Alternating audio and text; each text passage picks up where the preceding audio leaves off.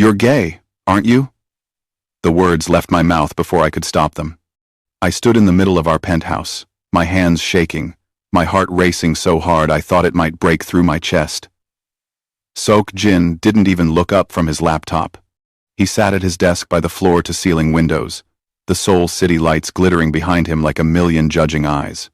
His fingers paused on the keyboard for just a second so brief I almost missed it. "Sophia, I have a conference call in 10 minutes. His voice was ice. That same cold, professional tone he'd used with me for 6 months. 6 months of this sham marriage. 6 months of sleeping in separate bedrooms. 6 months of him treating me like I was invisible. "Answer me." My voice cracked. I hated how desperate I sounded, but I couldn't hold it in anymore. 6 months, Seok-Jin. 6 months and you haven't touched me once. Slowly, he stood up, adjusting his perfectly tailored suit jacket. Even now, even when I was falling apart, he looked like he'd stepped out of a magazine. Tall, sharp jaw, dark hair swept back. Those intense eyes that never seemed to actually see me. "What exactly do you want me to say?" "The truth." Tears burned my eyes. "I know about Minjun. I've seen how he comes here, late at night. How you two lock yourselves in your study. How you smile at him when you never smile at me. You don't know anything about Minjun. Then tell me I'm wrong." I stepped closer, my voice breaking. "Tell me this marriage means something to you. Tell me I'm not just some obligation you were forced into. Tell me I can't give you what you want." The words hit me like a slap. He said it so simply, like he was discussing a business deal that fell through. I felt my whole world crumble. For months, I'd held on to hope. Hope that maybe, just maybe, this arranged marriage could become something real, that the man I'd been forced to marry might one day actually love me. I was such a fool. Welcome back to my channel, beautiful souls. This story right here, it's going to take you on an emotional roller coaster about assumptions, hidden trauma, and the kind of love that heals the deepest wounds. If you're new here, please hit that subscribe button and drop a like. And tell me in the comments, where are you watching from? Now, let me take you back to where this all began, because you need to understand how I ended up married to a man who couldn't even look at me. 3 years earlier, my life was completely different. I was 24, fresh out of business school, working at my father's import company in Atlanta. We weren't rich, but we were comfortable. My dad, Marcus Johnson, had built his business from nothing, and I was so proud to work beside him. Then everything collapsed.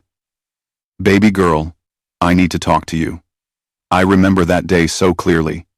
Dad sat at our kitchen table, his head in his hands. My mother stood behind him, her eyes red from crying. "Dad? What's wrong?" "The company, I made some investments, bad ones, and I borrowed money from the wrong people to cover it." My stomach dropped. "How much?" $3 million. I couldn't breathe. 3 million? How could we possibly... "There's a man," Dad continued, his voice hollow. "A Korean businessman. Very powerful. He bought my debt." "Okay. So, we'll work out a payment plan, right? He doesn't want money, Sophia." Mom's voice was barely a whisper. "He wants you." The room started spinning. "What?" Dad finally looked up at me, and I'd never seen him look so broken. "His name is Park Seok-Jin. He's the CEO of Park Industries, builds tech infrastructure across Asia, worth billions. He's 32 years old, never been married, and his family has been pressuring him to settle down." "You're telling me..." I couldn't even finish the sentence. "You're telling me you sold me?" "No." Dad stood up so fast his chair fell back. "Never. I would never. But Sophia, these people, they're not playing games. They said if I can't pay, they'll take everything. The house, the company. They'll destroy us. And then, Seok-Jin's representative approached me with this proposal. An arranged marriage. Mom's voice shook. 1 year. You stay married to him for 1 year, and he clears all the debt. After a year, you can divorce. You'll be compensated and free. I stared at them both. My parents, who'd always preached about love and independence, were asking me to marry a stranger to save them. What if I say no? The silence that followed told me everything. I said, yes. Not because I wanted to. Not because I believed in arranged marriages or fairy tales. I said yes because they were my parents, and I couldn't watch them lose everything. 2 months later, I was on a plane to Seoul. The wedding was the coldest day of my life, and it had nothing to do with the weather. It took place at a traditional Korean venue, all elegant minimalism and cherry blossoms. Seok-Jin's family filled one side, his mother in an expensive hanbok, his father looking stern and disapproving, various relatives who whispered and stared at me like I was an alien. My side was almost empty, just my parents, looking guilty and out of place. I wore a white dress I'd picked out in 2 hours. It didn't matter what I looked like. This wasn't a real wedding. Seok-Jin waited at the altar in a black suit, his face completely blank. When I reached him, he didn't smile, didn't say I looked beautiful, didn't do anything but stare straight ahead. The ceremony was in Korean and English. I barely heard any of it. When it came time for the kiss, Seok-Jin leaned in and gave me the briefest, most emotionless peck on the lips I'd ever experienced. It felt like kissing a statue. At the reception, he gave a speech in Korean that I didn't understand. His family applauded politely. No one danced. No one celebrated. It was more like a business merger than a wedding. Are you happy now? I asked him. During one brief moment, when we were alone, he looked at me. Happiness was never part of this arrangement. Then, he walked away, and I didn't see him again until we arrived at his penthouse later that night. This is your room. He opened a door to a beautiful bedroom decorated in soft grays and whites. Mine is down the hall. The staff will help you with anything you need. Breakfast is at 7 if you want to join me. Seok-Jin. Good night, Sophia. The door to his bedroom closed, and I stood there in my wedding dress, alone in a foreign country, married to a man who acted like I didn't exist. I cried myself to sleep that night. It wouldn't be the last time. The next 6 months were torture. Living with Seok-Jin was like living with a ghost. He woke up at 5 in the morning, worked out in his home gym, showered, ate breakfast while reading his tablet, and left for the office. By 7. Most nights, he didn't come home until after midnight. When we were in the same room, he was polite. He'd ask how my day was in that same flat tone. He'd make sure I had everything I needed. He'd even leave his credit card for me to use. But he never touched me, nor asked about my life, my dreams, my feelings. Never treated me like a wife. I tried. God, I tried. I learned to cook Korean food badly at first, burning everything. I left notes on his desk. I attempted to learn Korean. I suggested we have dinner together, watch movies, anything. I have work, was his constant response. The penthouse became my prison.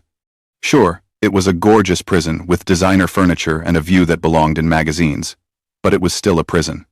My best friend, Tasha, called me every day from Atlanta. Girl, something's not right, she said one afternoon. No man is that cold unless he's hiding something.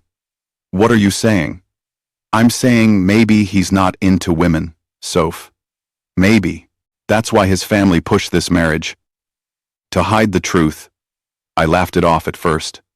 But then I started noticing things. Minjun. He started coming by the penthouse around month 3. Tall, handsome, always dressed impeccably.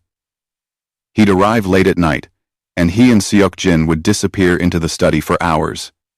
One night, I pressed my ear to the study door. You can't keep doing this to yourself. Minjun's voice was gentle. You have to let go. I can't. Seok-Jin's voice cracked. And it shocked me. I'd never heard emotion in his voice before. Every time I close my eyes, I see her. The blood. Her eyes looking at me while she... Seok-Jin. It wasn't your fault. Then why does it feel like it was? I stumbled back from the door, my heart racing. Her? Who was he talking about? But Tasha's words echoed in my head. The late-night visits, the emotional intimacy I could hear in their voices. The way Seok-Jin smiled at Minjun when he never smiled at me. The evidence piled up in my mind, and I convinced myself I knew the truth. My husband was gay. Everything came to a head at Seok-Jin's company anniversary party. It was held at a luxury hotel in Gangnam. I wore a red dress that cost more than my first car, and for once, Seok-Jin actually looked at me. You look nice, he said. Nice. Not beautiful. Not stunning. Nice. At the party, I stood alone while he worked the room. Business associates, investors, employees. Everyone wanted a piece of Park Seok-Jin. He was charming with them, shaking hands, laughing at jokes, being the perfect CEO. With me, he was a stranger. Then she walked in. She was gorgeous, long black hair, perfect makeup, designer dress that probably cost 5 figures. And the way she moved through the crowd, straight toward Seok-Jin, like she owned him. Oppa. She threw her arms around him, and he actually hugged her back. I watched as they talked, as she touched his arm, as he smiled at something.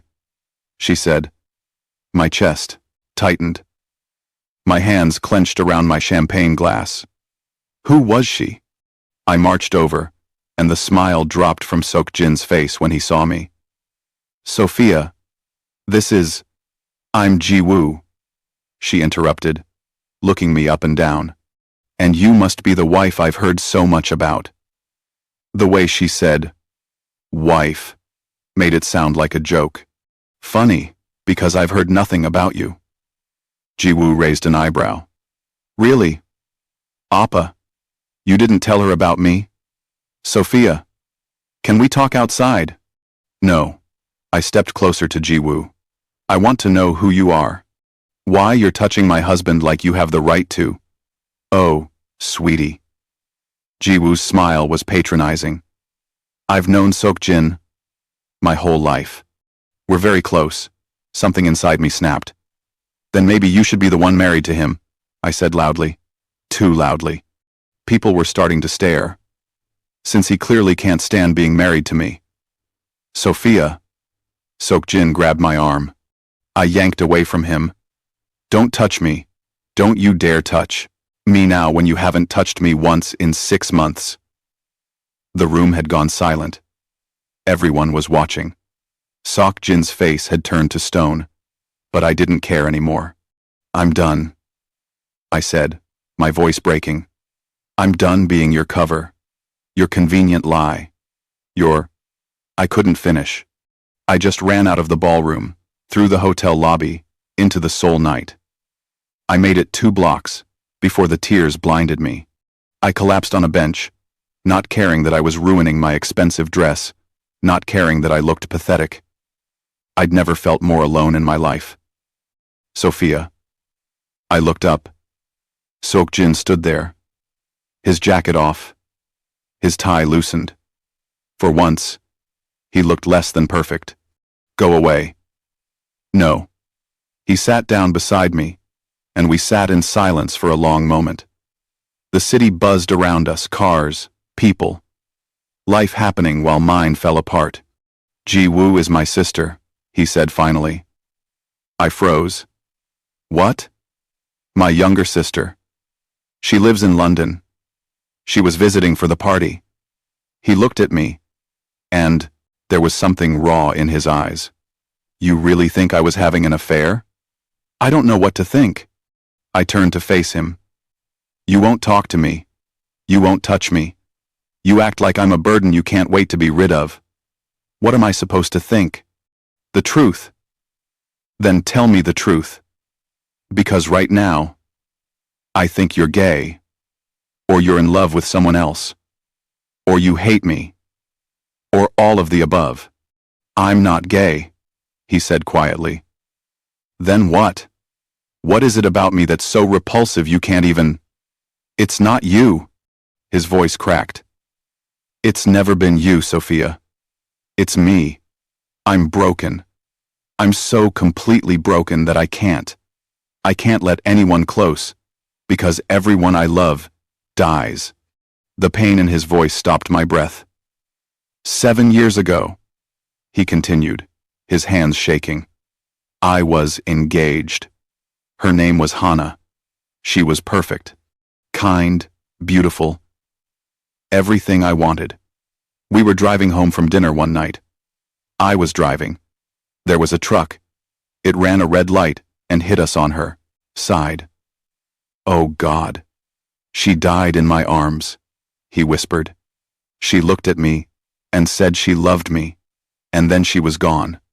And it was my fault, because I was driving. I chose that route. I didn't see the truck.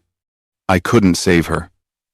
Tears streamed down his face now, and I realized I'd never seen him cry, never seen him show any real emotion, except that cold, controlled mask. So when my family arranged this marriage, I agreed because I didn't care anymore. I thought I could just exist, go through the motions. But then you showed up, and you're beautiful and kind, and you try so hard, and I'm terrified. Of what? Of letting you in, of caring about you. Because what if something happens? What if I lose you too? I can't survive that again, Sophia. I can't. My heart shattered into a million pieces, not for me, but for him, for this man who'd been carrying this guilt and pain for 7 years. Seok-Jin, I reached for his hand, and he flinched but didn't pull away. It wasn't your fault. You know that, right? The accident wasn't your fault. My head knows that. But my heart. He pressed his free hand to his chest. My heart still feels like I killed her. And Minjun is my therapist. Has been for 5 years. He's been helping me try to work through the trauma, but I'm so stuck, Sophia. I'm so stuck in that moment, and I don't know how to move forward. We sat there on that bench, holding hands, and for the first time since I'd met him, I felt like I was seeing the real Seok-Jin. Not the cold CEO, not the distant husband, just a broken man trying to survive his grief. I'm sorry, he said. I'm so sorry I dragged you into this mess. You deserve someone who can love you properly, someone who's not damaged. Everyone's damaged, I said softly. That doesn't mean they're not worth loving. He looked at me then, and something shifted in his eyes. I don't know how to do this. How to be a husband. How to let myself feel anything. Then we'll figure it out together. I squeezed his hand. If you'll let me try. For a long moment, he didn't respond. Then, slowly, he nodded. It wasn't a declaration of love. It wasn't a fairy tale moment. But it was a beginning. The next few months changed everything. We'd have dinner together, and at first, the conversations were stilted, awkward. But slowly, he started opening up. He told me about growing up as the oldest son, the pressure to be perfect, about how he built his company from a small startup to an empire, about his love for photography that he'd abandoned after Hannah died. I told him about my childhood in Atlanta, about my dreams of running my own business someday, about how scared I'd been moving to Korea. I thought you hated me, I admitted one night. I was trying to hate you, he corrected. It seemed easier than the alternative, which was falling for you. My heart skipped. But, and now? He reached across the table and took my hand. It was such a simple gesture, but it meant everything. Now I'm terrified because I think it's too late. We still slept in separate rooms. He still had nightmares that I'd hear through the walls. But we were trying. And that was something. Then the business crisis hit. There's a hostile takeover attempt, Seok-Jin told me one morning. His face was gray with stress. A rival company is trying to buy out my shareholders. If they succeed, I lose everything. What do you need? What do you need? What do you need?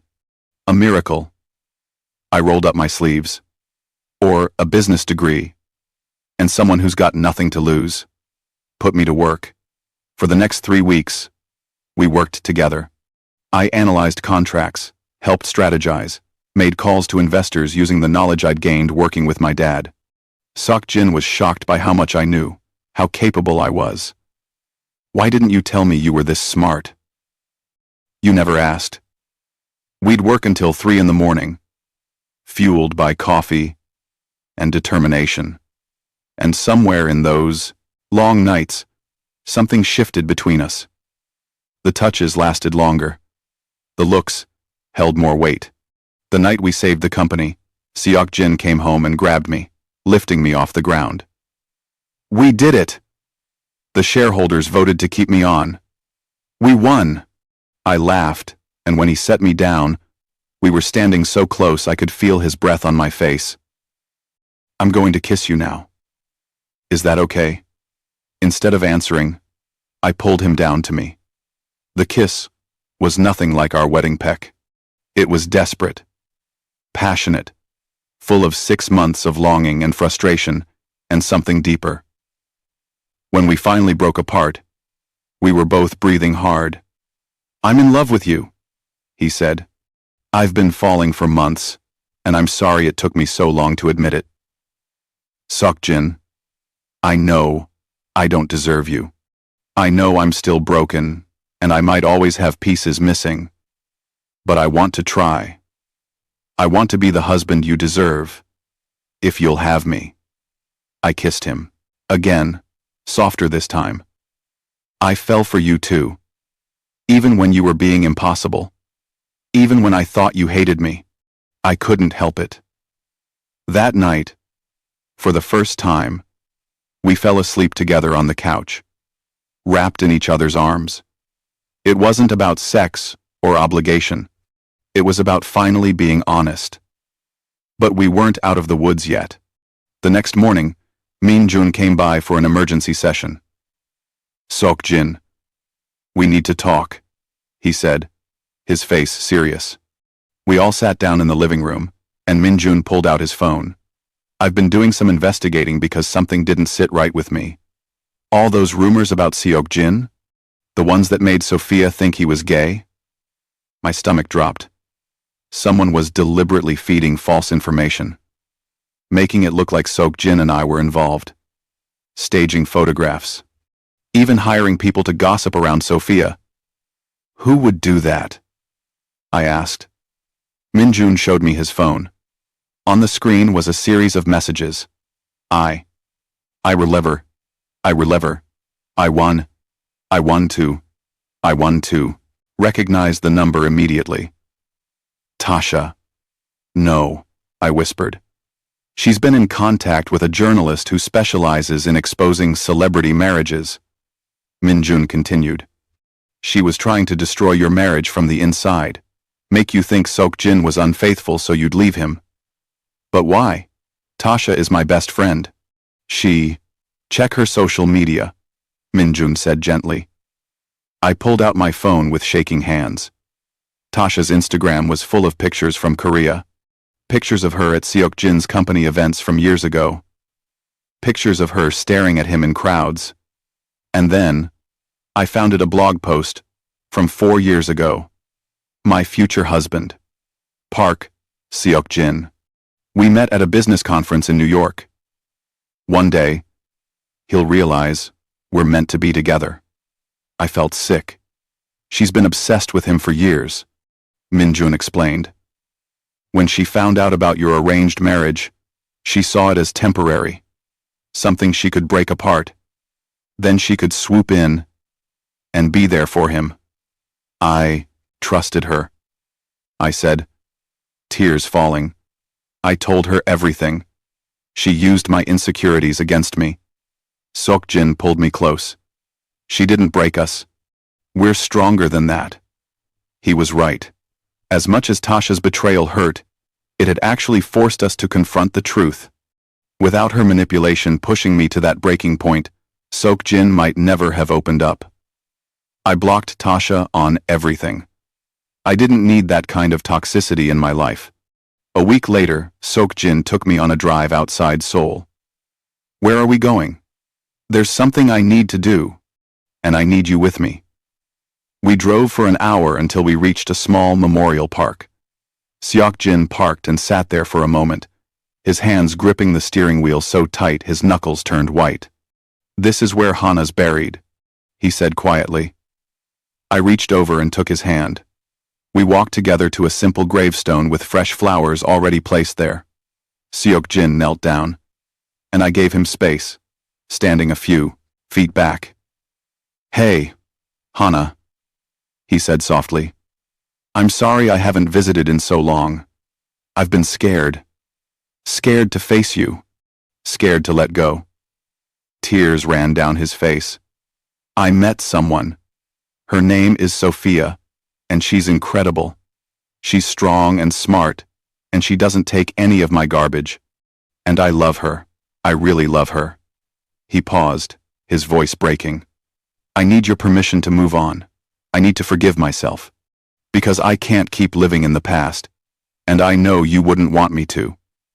You always wanted me to be happy. I knelt beside him and placed my hand on his back. She would want you to live, I whispered. She would want you to love again. Seok-Jin turned to me, and the look in his eyes was pure gratitude. I'm ready, he said.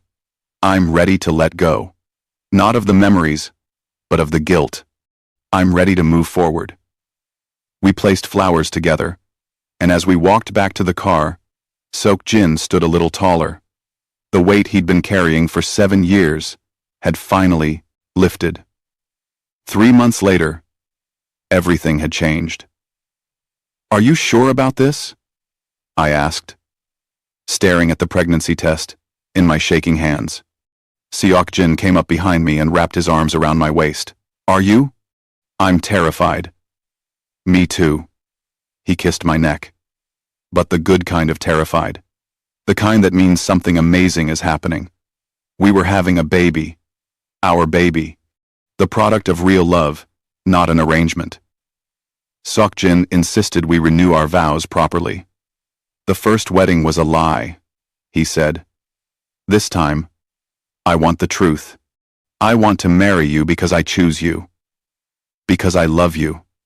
Because I can't imagine my life without you.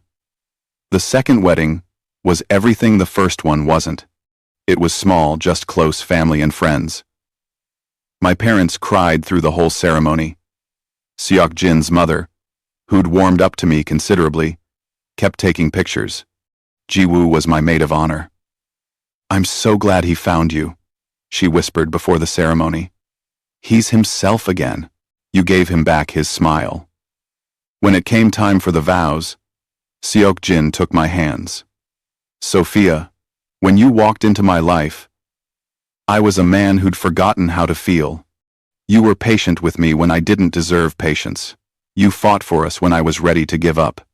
You saw through all my walls to the broken person underneath, and you loved me anyway.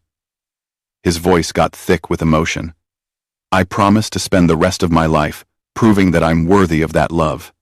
I promise to be the husband you deserve, the father our child deserves. I promise to never shut you out again. I promise to choose you, every single day, for the rest of my life. I was crying so hard, I could barely speak. Seok-Jin, you taught me that love isn't about perfection. It's about showing up, even when it's hard. Especially when it's hard. You taught me that healing takes time, and that's okay. You taught me that the strongest people are the ones who admit they're broken and ask for help. I squeezed his hands. I promise to stand by you through every nightmare, every hard day, every moment of doubt. I promise to remind you that you're worthy of love. I promise to build a life with you filled with laughter and hope and second chances. At the reception, Seok-Jin stood up to make a speech. Most of you know our story isn't traditional, he began. Our marriage started as a business arrangement. I'm not going to lie about that. But what it became was so much more. He looked at me with such love. It made my heart ache. Sophia saved me. Not from debt or business problems, but from myself. She refused to let me stay in my darkness. She pulled me into the light, even when I fought her every step of the way. He raised his glass. To my wife, my partner, my love. Thank you for seeing me when I was invisible.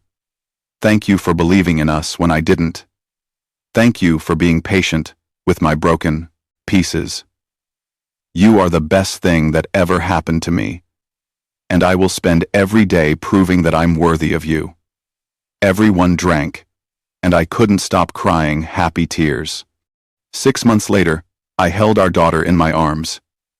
She has your eyes, Seok-Jin whispered, staring at our baby girl with absolute wonder. She has your nose. We'd named her Hope, because that's what she represented. Hope for the future. Hope for healing. Hope for all the beautiful things that come after surviving the darkness. Seok-Jin had gotten back into photography, and our home was filled with pictures. Pictures of us, of hope, of the life we were building together. The nightmares still came sometimes, but they were fewer. And when they did, I was there to hold him until they passed. One night, as we sat together watching Hope sleep in her crib, Seok-Jin turned to me. Do you ever think about that night, when you confronted me and accused me of being gay? I laughed. Oh God, don't remind me. I was so wrong about everything. You weren't entirely wrong, he said thoughtfully. I was hiding something, just not what you thought. I'm sorry I made assumptions. Don't be. Sometimes people need to be pushed to break through their walls. Trauma makes people act in ways that don't make sense to the outside world. What looked like coldness was actually fear. What looked like rejection was actually self-protection. And I learned that real love doesn't give up, Seok-Jin added. You could have left. You had every reason to. But you stayed and fought for us. We fought for us. He kissed my forehead. I'm glad you accused me of being gay. I laughed. What? Because it forced the conversation we needed to have. It broke the dam. And now, look at us married for real. With a beautiful daughter, and happy. None of that happens if you don't push that night. He was right. Sometimes, the hardest conversations lead to the most beautiful outcomes. If I could go back and tell that heartbroken version of myself, the one standing in our penthouse demanding answers what I know now, I'd tell her this. Don't judge people by their silence. Some people have survived storms you can't see, and they're doing their best just to stay afloat. Don't make assumptions based on fear. The story you create in your head is usually wrong. And it's definitely not the whole truth. Fight for love, even when it seems impossible. The best things in life are worth fighting for. And most importantly, healing isn't linear. People carry wounds that take time to mend. Real love means being patient with those wounds, not demanding they disappear on your timeline. Seok-Jin and I aren't perfect. We still have hard days. He still struggles with guilt sometimes. I still have moments of insecurity. But we chose each other. We keep choosing each other. And that choice, made every single day, is what real love looks like. Our arranged marriage started as a transaction, But it became something neither of us expected, a partnership built on honesty, trust, and the courage to be vulnerable. The black girl and the Korean CEO. Nobody thought we'd make it, but we proved them all wrong. And I'd do it all over again in a heartbeat.